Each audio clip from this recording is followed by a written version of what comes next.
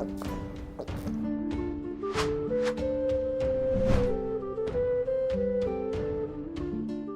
Moin, hallo und herzlich willkommen zu einem neuen Video hier auf meinem Kanal. Heute gibt es hier eine Runde Shakes and Fidget. Ja, eine neue Woche und neue Wochenaufgaben sind auch mit am Start. Und ihr habt vielleicht schon gesehen, diese sind gar nicht mal so einfach zu bekommen, denn ja, die Expeditionen geben tatsächlich nur pro Expedition 10 Ehre. Wenn man jetzt zum Beispiel die 100er-Expedition macht, wie ich es jetzt zum Beispiel getan habe, dann bekommt man wirklich nur 10 Ehre und auf die 200 kommt man dann in den paar Tagen hier nicht. Ich hatte es dann schon versucht mit der Festung, mit ein paar Festungsangriffen zu gewinnen. Ich sag's euch aber, wie es ist. Im Late Game ist es verdammt schwierig, Leute zu finden, die noch wirklich gar keine Ausbauten haben, beziehungsweise wo man günstig mit Soldaten hier durchkommt. Also auch hier sehe ich wirklich schwarz, muss ich sagen.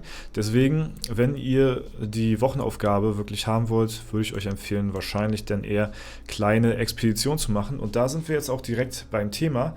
Die Expeditionen wurden ja nochmals überarbeitet, beziehungsweise wurden bestimmte ja, Quests anders belegt, beziehungsweise die Wiederholungen haben sich erweitert. Zum Beispiel, wenn wir jetzt hier das beste Beispiel, die toxische Quellenkur nehmen, dann war es früher so gewesen, dass man einmal diesen Brunnen angenommen hatte, ja, der einen 8 Punkte gegeben hatte, und dann einmal diesen Minusbrunnen hatte, der halt eben einen Minuspunkt hier gegeben hatte.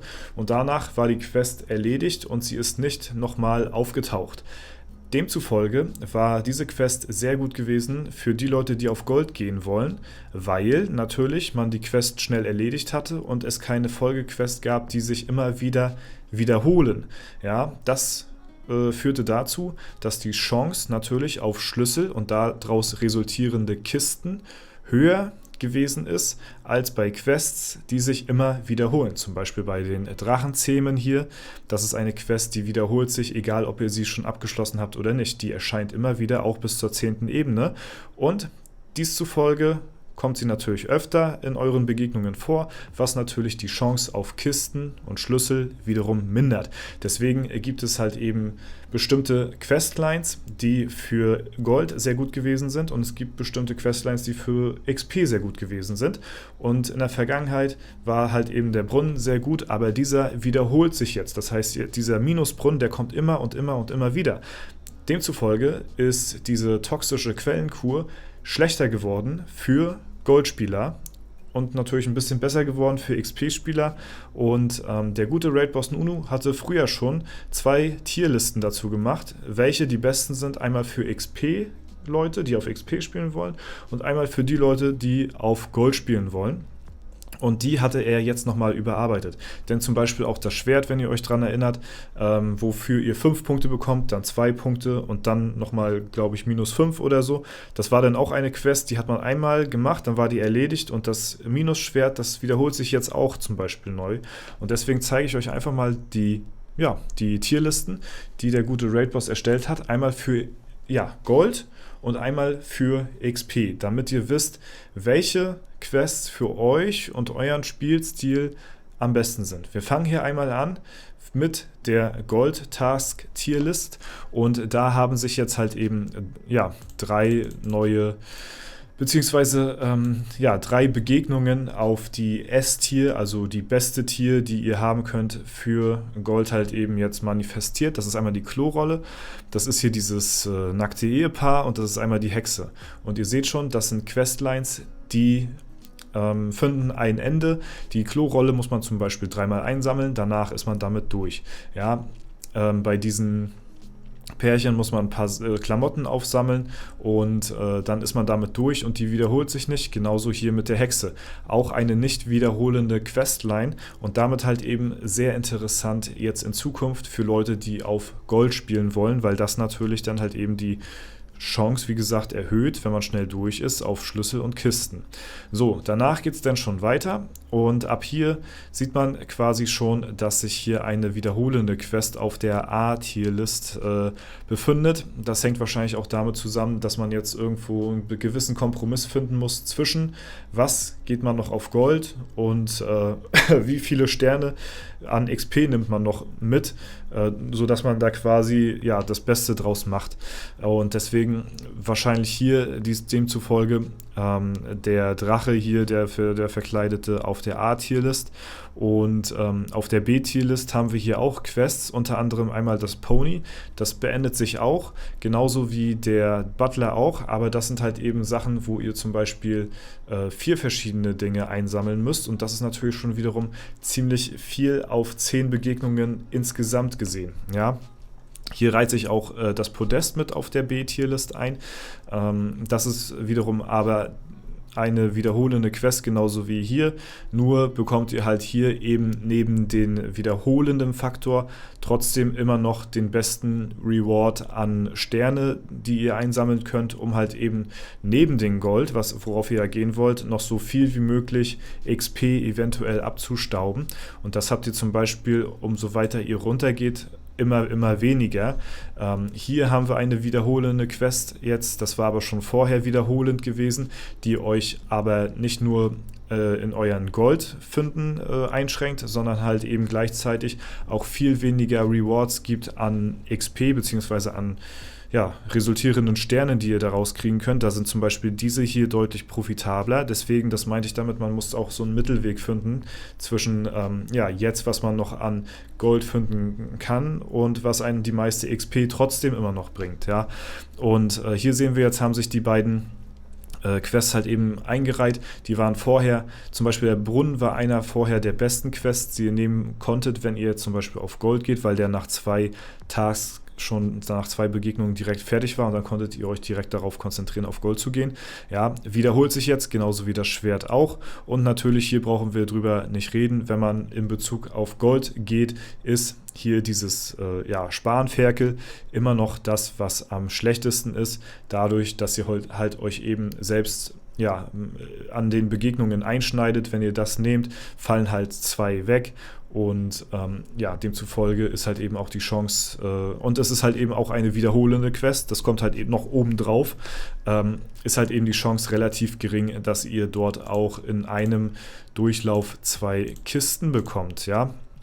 Und das ist einmal die Gold-Task-Tierlist, also für alle Leute, die auf Gold gehen, ist das auf jeden Fall, hier sind das die Quests hier oben, der Way to Go, den man präferieren sollte. Und dann haben wir einmal noch die XP-Task-List und hier sieht man eigentlich schon relativ deutlich, woraus quasi hier die Sachen resultieren, die auch bei Gold relativ gut performt haben. Die finden sich natürlich hier in der XP-Tasklist relativ weit oben, beziehungsweise auch schon in der S-Kategorie, sodass quasi der Butler und das Podest hier die Sachen sind, die ihr mehr präferieren solltet, wenn ihr eben auf XP geht, weil das euch mit am meisten an XP-Rewards gibt und ihr damit relativ easy auch auf die 40 Punkte kommt. Auf der A-Ebene haben wir jetzt hier zum Beispiel auch das Pony, die Klorolle und hier auch den Drachen sowie das Spanferkel, weil man muss dazu sagen, das Spanferkel gibt natürlich auch 5 Punkte pro Ebene, was im Durchschnitt überdurchschnittlich viel ist auf jeden Fall, ne? Aber es ist halt eben auch sehr risikobehaftet, wenn man jetzt zum Beispiel eben auf Gold gehen möchte. Ja, hier unten siedeln sich dann auch die Sachen an, die eventuell besser gewesen sind für Gold. Das ist zum Beispiel hier auch die Hexe. Ne? Natürlich, was für Gold gut ist natürlich für XP eventuell nicht ganz so gut. Ne? Da haben wir dann halt eben Sachen, die sind halt übergewichtig eher auf Gold präferiert und manche halt Sachen eben übergewichtig mehr auf XP und ein paar Sachen ergeben dann so einen Zwischenwert, wo man dann abwägt, okay, das kann man in beide Ebenen auf jeden Fall ganz gut integrieren. Und hier auf der letzten Platzierung haben wir halt eben auch jetzt nun den Reward für die XP.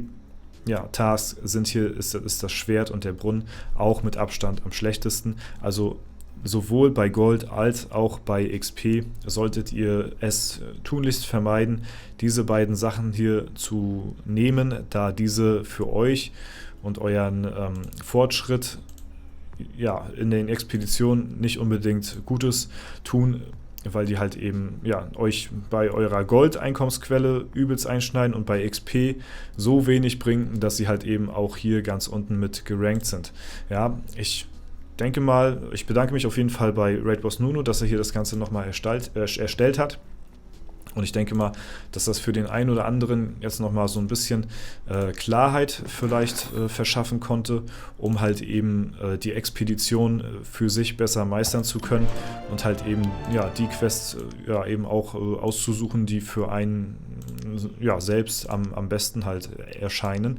Und gerade im Early Game geht man ja dann wirklich gut mehr darauf, halt eben auf XP zu grinden. Im Late Game ist man dann wirklich mehr darauf aus, auf Gold zu grinden, und deswegen hat natürlich auch jeder natürlich zu dem Spielabschnitt, in dem er sich gerade befindet, andere Interessen. Und ja, genau. Ich persönlich muss für mich sagen, wenn ich keine Zeit habe und schnell durchklickern will, dann nehme ich meistens immer die 100 Alu-Quest, weil es geht halt super schnell und ja, scheiß denn so ein bisschen auf die ja, muss ich sagen, auf die XP, beziehungsweise halt auch eben manchmal auf die Schlüssel, weil manchmal geht es nicht anders, dann macht man 3 Quests und man ist fertig für einen Tag so, ne? Aber jetzt zum Beispiel auch für die Weekly ist es jetzt zum Beispiel sehr empfehlend, erstmal so ein paar kleinere Tasks hier anzunehmen, um halt eben, ja, natürlich auch die Weekly auch zu komplettieren, denn das ergibt euch natürlich am Ende des Tages auch ein extra Bierchen plus halt eben auch ein Gold Reward, und das sollte man sich auf jeden Fall auch zu Gemüte führen, sag ich mal, so wie es ist, ne? Deswegen versuchen wir dort auch das Beste hier rauszuholen. Und ja, kommen hier zumindest auch wieder auf die 3 Sterne. Für mich persönlich ist es natürlich jetzt wichtiger, auf dem Account auf Gold zu grinden. Aber ja, man hat natürlich auch nicht immer die allerbeste Auswahl an Quests, die man auswählen kann. Ja, deswegen muss man versuchen, irgendwie für sich das Beste hier rauszuziehen. Und das ist jetzt so die erste Aufgabe, die jetzt so ein bisschen schwierig wird für die Leute, die halt eben only Expedition spielen. Früher war es kein Problem gewesen, diese Quest, weil man normal Alu gespielt hatte, und die normale Alu geben einen halt deutlich mehr Ehre als jetzt zum Beispiel hier diese Expedition, aber die Expeditionen sind halt ja, übergeordnet betrachtet die bessere Wahl als eben die normale Alu, die man spielen kann. Sowohl als auch als ja, XP-technisch oder eben goldtechnisch. Genau, so, hier haben wir gleich noch eine Quest hier mit dabei, was natürlich auch nicht verkehrt ist, und die wollen wir sowieso nicht annehmen. Ja, wir haben ja gesehen jetzt gerade, dass das einer der schlechtesten Auswahlmöglichkeiten ja, mit sich zieht, die man nehmen kann, dieses Schwert und der Brunnen. Deswegen versuchen wir da auch möglichst natürlich die Finger von zu lassen. Und dieses Pärchen, hatten wir ja gesehen, ist jetzt zum Beispiel gar nicht so verkehrt, wenn man eben versucht, auf Gold zu gehen. Jetzt haben wir die Quest erfüllt, und damit ist sie jetzt abgeschlossen. Sie belästigt uns nicht mehr, sie taucht nicht nochmal auf, und wir können uns darauf konzentrieren, halt eben ja nochmal eine Kiste einzusammeln oder einen Schlüssel. Jetzt sind wir natürlich schon durch am Ende des Tages und haben hier natürlich nichts weiter mitnehmen können, aber ja, so sieht das Ganze aus. Ich werde jetzt noch in Ruhe versuchen, heute oder morgen meine Quest hier noch zu erledigen. Wahrscheinlich geht es eher dann morgen, aber ich habe ja noch 2 Tage Zeit. Und ja, wenn es euch gefallen hat, wenn es euch weiterhelfen konnte, lasst gerne eine Bewertung, Kommentar dazu da. Vielen lieben Dank an Raid Boss, der das Ganze nochmal so übersichtlich erstellt hat und das nochmal ein bisschen visualisiert hat, das Ganze. Und bis dahin war es das soweit von mir. Ich wünsche euch noch einen super schönen Tag. Danke fürs Zuschauen. Haut rein und bis zum nächsten Mal.